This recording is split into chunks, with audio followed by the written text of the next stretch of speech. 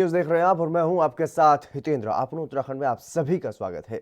मुख्यमंत्री त्रिवेंद्र सिंह रावत की अध्यक्षता में उत्तराखंड नागरिक उड्डयन विकास प्राधिकरण के बोर्ड ऑफ डायरेक्टर की 6वीं बैठक आयोजित की गई और इस मौके पर सीएम ने हेलीकॉप्टर सेवाओं के लैंडिंग और पार्किंग की ऑनलाइन अनुमति हेतु सॉफ्टवेयर का शुभारंभ भी किया। और बता दें कि अब हेली कंपनियों को लैंडिंग और पार्किंग के लिए अनुमति लेना आसान होगा। इसके लिए शुल्क भी ऑनलाइन ही जमा करवाया जाएगा। इसके लिए सिंगल विंडो सिस्टम की सुविधा उपलब्ध करवाई जा रही है।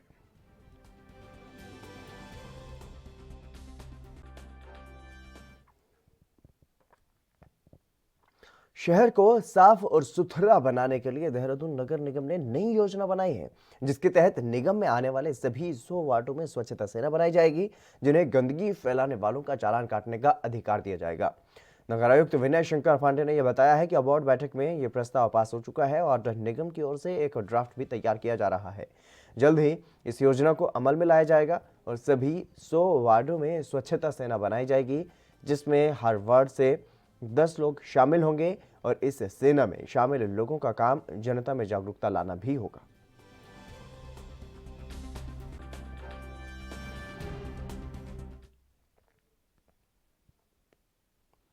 थराली के नारायण बगड़ विकासखंड में एक युवक की हत्या के आरोप में 3 लोगों को गिरफ्तार किया गया है। शव को पिंटर नदी के किनारे पर ले जा रहे थे और जानकारी के मुताबिक गश्त के दौरान पुलिस ने पंती के पास 3 नेपाली युवकों को पकड़ लिया।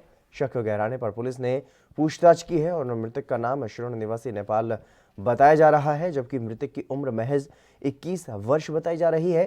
तीनों आरोपियों पर मुकदमा दर्ज कर लिया गया है और न्यायालय के सामने उन्हें पेश किया गया।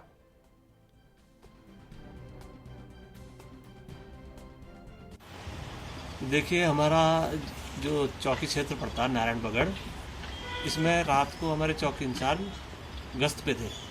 समय करीब 11:15 बजे जब ये पंती के पास आए तो वहाँ पे उन्हें 3 व्यक्ति एक व्यक्ति को कंधे पे उठाते हुए ले जाते दिखे।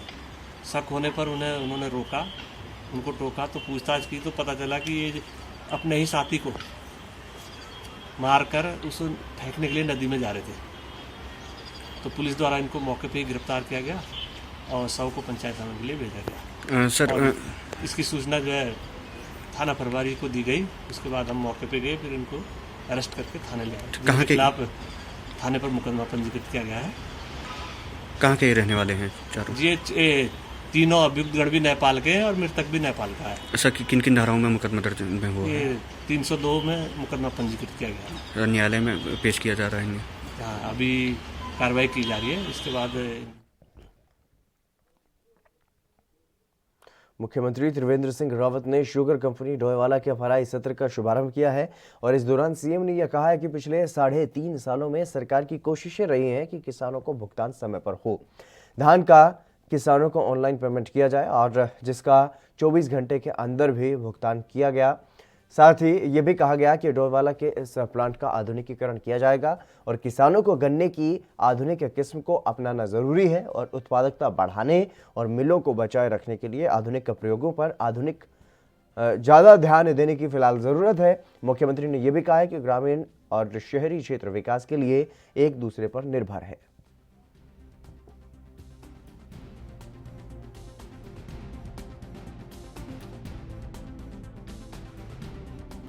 सीएम ने डोईवाला शुगर मिल का शुभारंभ किया है और इस दौरान उन्होंने किसानों से ये अपील की है कि जो आधुनिक किस्में हैं गन्ने की, उनको अपनाना अब बेहद ज़रूरी हो गया है ताकि आगे भी इसी तरीके से मिल जो है वो चलते रहें। और साथ ही साथ उन्होंने ये भी बताया है, अपनी उपलब्धि को यहाँ पर गिनवाया है कि समय पर किसानों को भुगतान किया गया।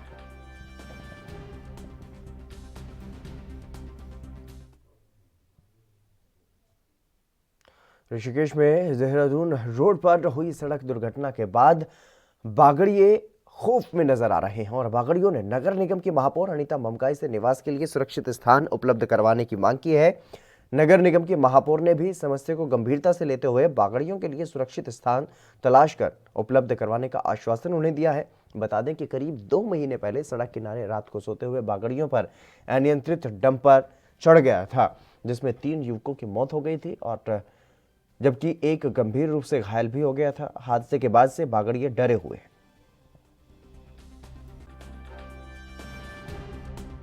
आज ही हम मांग कर रहे हैं मेयर से कि हमारे को थोड़ी बहुत जगह दिलाई जाए और सब लोग बसे हुए हैं, हम रोड के किनारे रहते हैं। अगर हमारे छोटे बच्चे भी हैं, जवान जनाने भी है, रोड पर चढ़ जाते हैं, हमारे को खतरा है रोड का। तो हम कहीं जगह की मांग करना चाहते हैं, कहीं बसना चाहते हैं। हमारे को 350 साल हो गए हैं, अब तक हमने कभी मांग नहीं करी सरकार से, कभी मांग नहीं करी किसी से भी। अब मांग करना चाहते हैं कहीं हमारे को बसा जाए, क्यों गरीब आदमी हैं, रोड पे हमारे को बहुत खतरा है। कई हमारे 2, 3, 4 एक्सीडेंट हो गए हैं और अब बाकी और अब भी खतरा है। साफ बसना चाहते हैं कि देखो एक बड़ी समस्या तो है ही, ये हर जगह जहाँ पे भी बैठते हैं हाईवे पे बैठे रहते हैं, तो हाईवे पे ये समस्या तो हमेशा ही रहेगी कि कभी ना कभी इस तरह के दुर्घटनाएं घटित होती हैं। छोटे छोटे बच्चे भी हैं इनके, कई बार छोटे बच्चे सड़क पे ही आ जाते हैं, बाल बचते हैं दुर्घटनाग्रस्त होने से। तो मेरा एक प्रयास ऐसे देख रहे हैं कि जो इनका ये पुराना हमारा पुल था, जहाँ पे कि नया रेलवे पुल बन गया अब ये, उसके नीचे की जगह पूरी खाली पड़ी हुई है। पुल के नीचे की जगह पूरी खाली है और वहाँ पे पूरी तरह से सुरक्षित भी है। तो उसमें हम प्रयास करेंगे कि वे सभी के साथ में बैठ के मिलजुल के बातचीत करके, ताकि ये लोग वहाँ पे जो बेसहारा हैं, बेघर। अन्नदाताओं का अपने परिवार का पालन पोषण करना दुश्वार हो चुका है। किसानों को सड़कों पर उतरकर पुलिस की बर्बरता का शिकार भी होना पड़ रहा है। सरकार की इन नीतियों से परेशान किसानों ने अब सरकार के साथ आर पार की लड़ाई का मन बना लिया है। कृषि कानून के विरोध में देश भर के किसान उग्र होकर के सड़कों पर उतर आए। हाल ही में पंजाब हरियाणा के किसान कृषि कानून के विरोध प्रदर्शन में थे, लेकिन अब जिस तरीके से दिल्ली कूच किया गया, किसानों को रोकने के लिए पुलिस ने हरियाणा में बर्बरता की, बलपूर्वक उनको रोकने की कोशिश की गई और दिल्ली में प्रवेश नहीं दिया गया। इससे पहले हालांकि अब इजाज़त ज़रूर दे दी गई है, लेकिन जब उनके साथ जो अत्याचार किया जा रहा था, वाटर कैनन का इस्तेमाल किया जा रहा था, लाठीचार्ज भी किया जा रहा था किसानों पर, उसी को देखते हुए किसानों के साथ हुई इस बर्बरता के खिलाफ उत्तराखंड में भी किसान सड़कों पर उतर गए। उन्होंने अपना विरोध जताया। कानून के विरोध में मंगलौर गढ़मंडी पर हजारों की संख्या में किसान पहुंचे और किसानों ने दिल्ली हरिद्वार मार्ग पर जाम लगा दिया। सुरक्षा के लिहाज से मौके पर भारी पुलिस बल को तैनात किया गया और किसानों की मांग है कि जब तक सरकार इन काले कानूनों को वापस नहीं ले लेती, तब तक किसान सड़कों पर ही उतर करके अपना विरोध प्रदर्शन करते रहेंगे।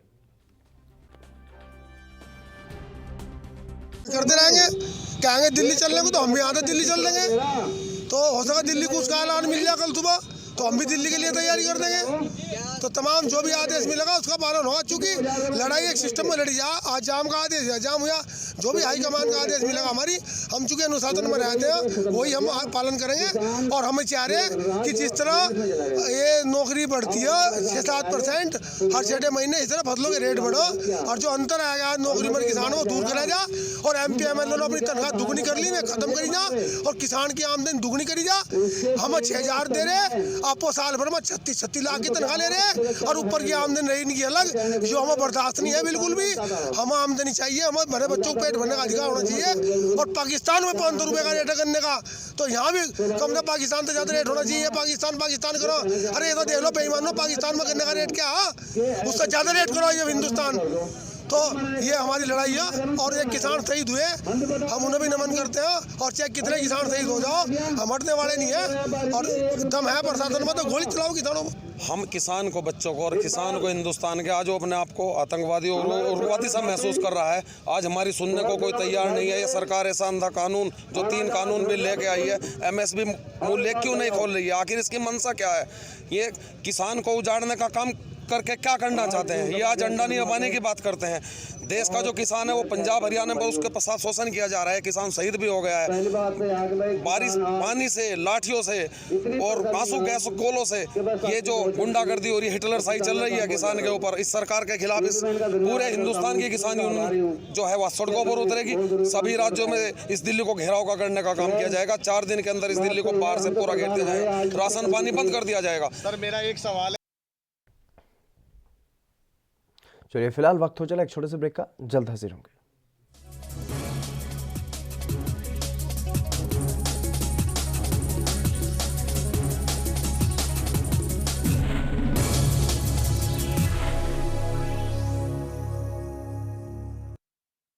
आज हम बनेंगे आपकी आवाज, सवालों की धार, खबरों की बौछार, सिर्फ मेरे साथ एएनबी न्यूज पर।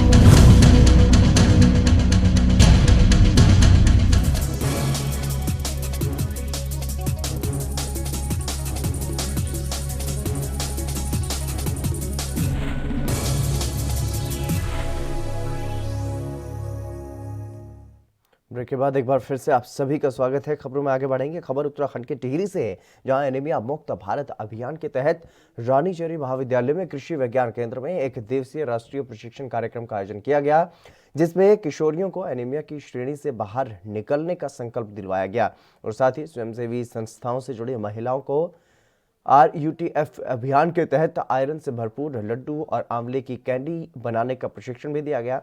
बता दें कि SHG से जुड़ी हुई जो महिलाएं हैं, आंगनवाड़ी केंद्रों में लड्डू और कैंडी अनेमिक बच्चों को उपलब्ध करवाएंगी और इस दौरान इंजीनियर कीर्ति कुमारी ने यह बताया है कि जिले में 258 बच्चियां एनीमिया से पीड़ित हैं। उन्हें एनीमिया से बाहर लाने का प्रयास किया जाएगा और वहीं बाल विकास विभाग की ओर से जिले को 25 लाख रुपए इन कार्यों के लिए आवंटित किए गए।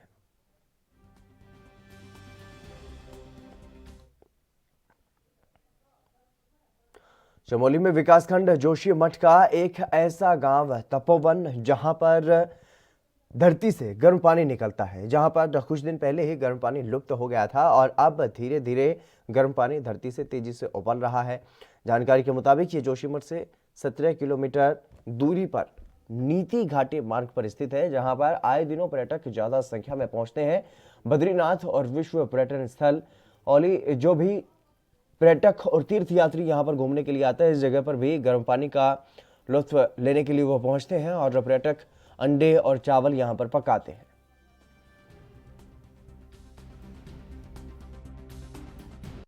बहुत प्राकृतिक स्रोत से निकलता है ये, और ये करीब बहुत सालों से पहले से ये चलता आ रहा है और ये कुदरती है।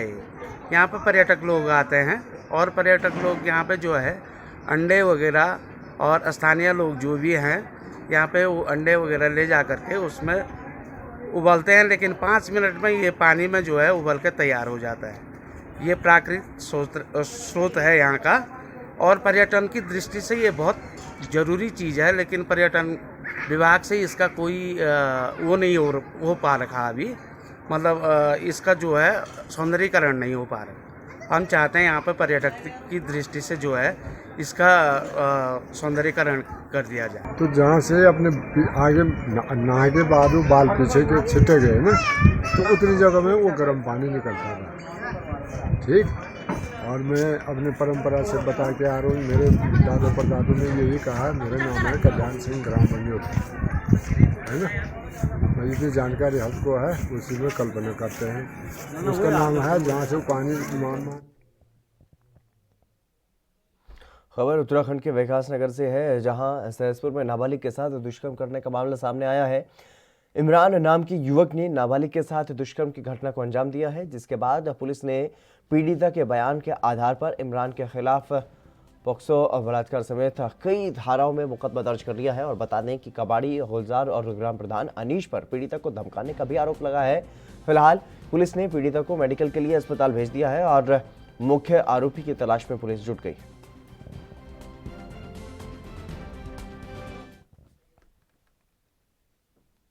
चलिए फिलहाल रुकेंगे एक छोटे से ब्रेक के लिए, जल्द हाजिर होंगे।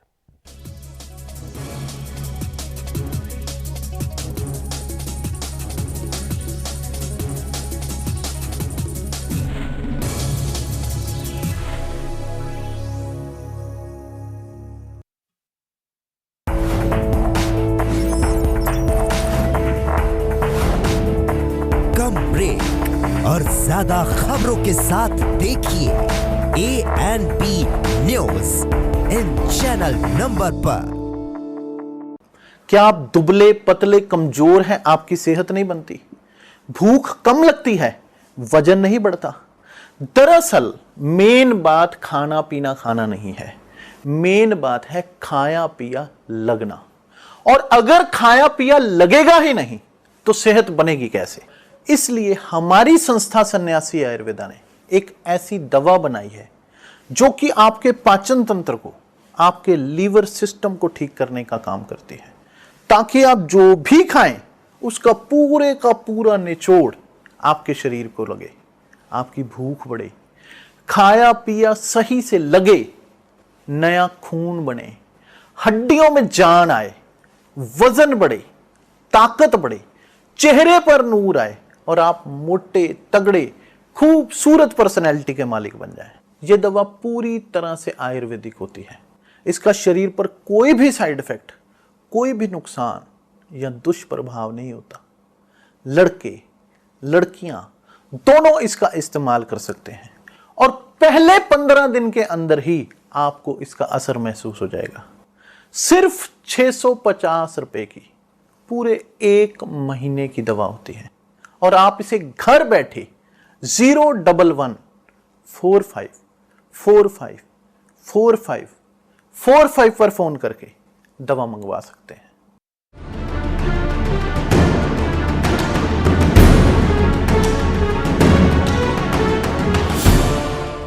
एक निजी यूनिवर्सिटी का काला सच, BTech, MTech, BBA, engineer teacher बनाने का काला खेल। 5000 बच्चे हो चुके हैं शिकार। 300 से ज्यादा कर्मचारी मिलकर दे रहे हैं अंजाम। नेपाल से लेकर रवांडा, अफगानिस्तान से लेकर केन्या, हर जगह मौजूद यूनिवर्सिटी के दलाल कैसे देते हैं अपने कारनामों को अंजाम। जल्द करेंगे बड़ा खुलासा, दिखाएंगे आपको पूरा सच। ऑपरेशन फेक गुरुजी, सिर्फ एएनबी न्यूज पर।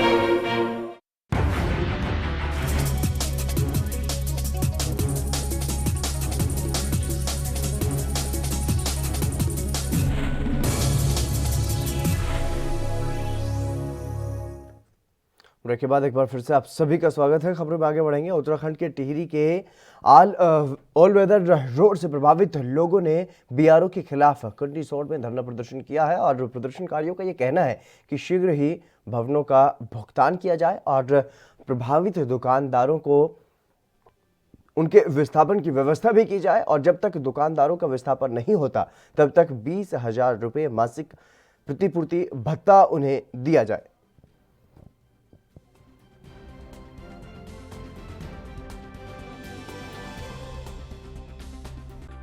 सर, हमारी जो मांगे हैं विगत 9 महीने बीत गए हैं और अभी तक हमारा भुगतान नहीं हुआ। ऐसी स्थिति में हम कहां जाएं? हम बार बार जिला प्रशासन के पास जा रहे हैं।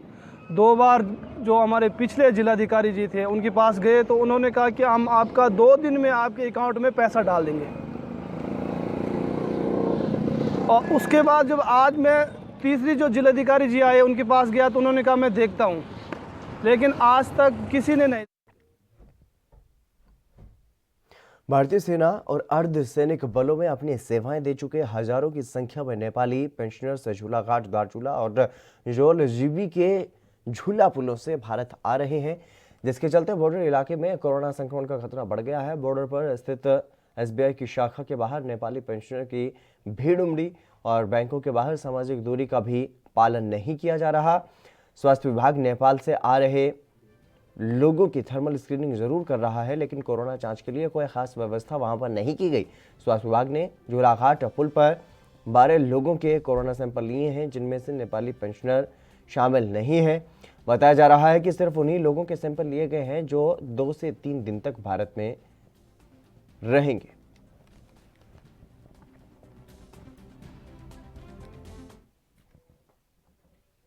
खबर उत्तराखंड के मसूरी से है, जहां माल रोड पर क्लब महिंद्रा और प्रशासन की तरफ से कोरोना वायरस को लेकर के जागरूकता अभियान चलाया गया।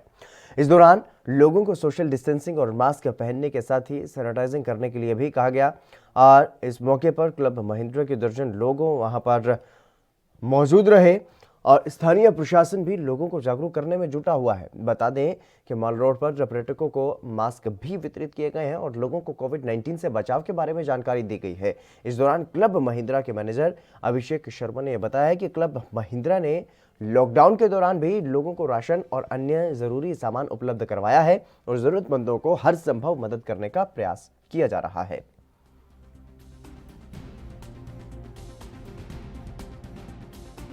देखिए, एक तो हमारे रिजॉर्ट में क्लब महिंद्रा मसूरी में एक तो हमारा जो सेफ्टी का प्रोटोकॉल है वो काफ़ी ज़्यादा है। हम पूरे एफर्ट्स डाल रहे हैं कि जो भी हमारे यहाँ पे टूरिस्ट आएँ वो सेफ़ एंड सिक्योर हों, उनके कमरे अच्छे ढंग से सैनिटाइज्ड हों, मास्क पहने। इसी को लेके हमने एक जागरूकता अभियान मॉल रोड पे प्रशासन के साथ मिलकर चलाया है, जिससे कि जैसा आप देख रहे हैं कि सेंटा क्लॉज है यहाँ पे, क्रिसमस का दिन आने वाला है, नया साल आने वाला है, तो हम एक मैसेज भेजना चाहते हैं सारी सोसाइटी में कि आप मास्क पहने और सोशल डिस्टेंसिंग को फॉलो करें।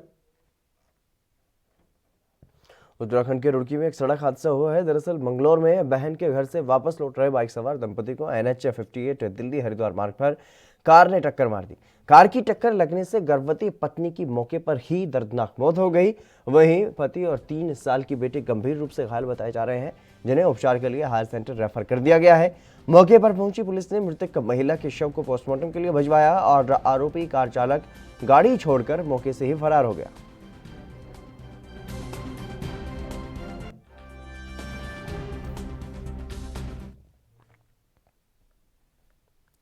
ऋषिकेश में असामाजिक तत्वों की घुसपैठ रोकने के लिए पुलिस ने शहर के नाकों पर सघन चेकिंग अभियान चलाया।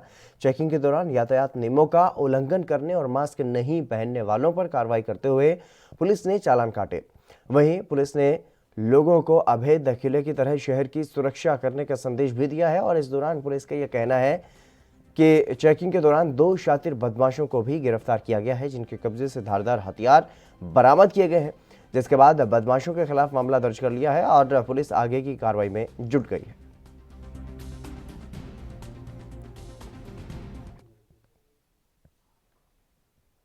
उत्तराखंड के रुड़की में HDB ब्रांच के कर्मचारियों में खूनी संघर्ष देखने को मिला है। दरअसल गंगनहर कोतवाली क्षेत्र में नेशनल हाईवे 73 पर वैशाली मंडप के सामने स्थित HDB फाइनेंस कंपनी के कर्मचारियों में किसी बात को लेकर के विवाद हो गया और बात इतनी बड़ी कि दोनों पक्षों में खूनी संघर्ष हो गया, जिसमें कई लोग घायल हो गए, जिन्हें इलाज के लिए अस्पताल में भर्ती करवाया गया है। फिलहाल पुलिस ने मामला दर्ज कर लिया है और आगे की कार्रवाई में पुलिस जुट गई है। ये HDB फाइनेंशियल सर्विसेज है, इसमें कर्मचारी जो है इसके कर्मचारी आपस में लड़ गए और इस लड़ाई में दोनों पक्षों में आपस में जो भी चोटें वोटें आई हैं तो उसके लिए इनका मेडिकल हो रहा है। कुछ बाहर से लड़के बुलाए गए थे? नहीं, ऐसी कोई सूचना अभी नहीं मिली ना कोई। और बाकी इसमें लिखित में जो भी तहरीर मिलेगी उस लिखित तहरीर के आधार पर वैधानिक कार्रवाई की जाएगी। अब इसमें चूंकि कैमरों को देखा गया तो बैंक के बाहर कोई भी कैमरा इंस्टॉल नहीं था, तो इसलिए इस फाइनेंशियल सर्विस के ब्रांच मैनेजर का चालान पुलिस अधिनियम की जो निर्धारित धाराएं हैं उसमें। पंजाब हरियाणा के किसान जिस तरीके से लगातार केंद्र सरकार के खिलाफ हल्ला बोल रहे हैं, प्रदर्शन कर रहे हैं, वहीं रुड़की में भी NH 58 पर सैकड़ों किसानों ने जाम लगा दिया। इस दौरान भारी पुलिस बल वहां पर तैनात रहा। हाईवे जाम होने से वाहनों की लंबी कतारें वहां पर लग गई और लोगों को आवाजाही करने में भारी परेशानियों का सामना करना पड़ा। हरियाणा सरकार की तरफ से दिल्ली कूच कर रहे किसानों के साथ हुई बर्बरता से उत्तराखंड के किसान उग्र हो गए। उन्होंने केंद्र सरकार पर किसानों का शोषण करने का आरोप लगाया।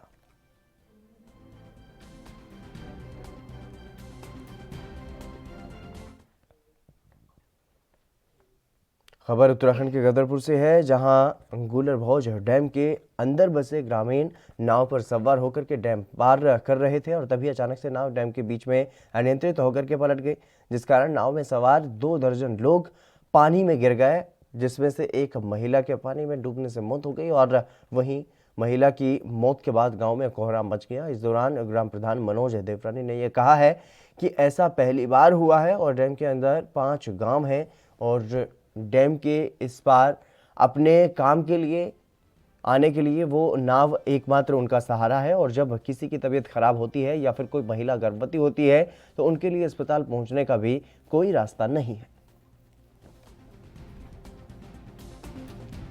हमने होश संभाला है, पहली बार ऐसी घटना हुई है और इसमें जो नाव चालक तो अपनी तरीके से पूरा ठीक प्रकार से चला के ला रहे थे, लेकिन कुछ ग्रामीणों की अपनी मनमानी भी चल जाती है, जिस कारण से वो लकड़ी वगैरह इसमें ज़बरदस्ती भर लेते हैं।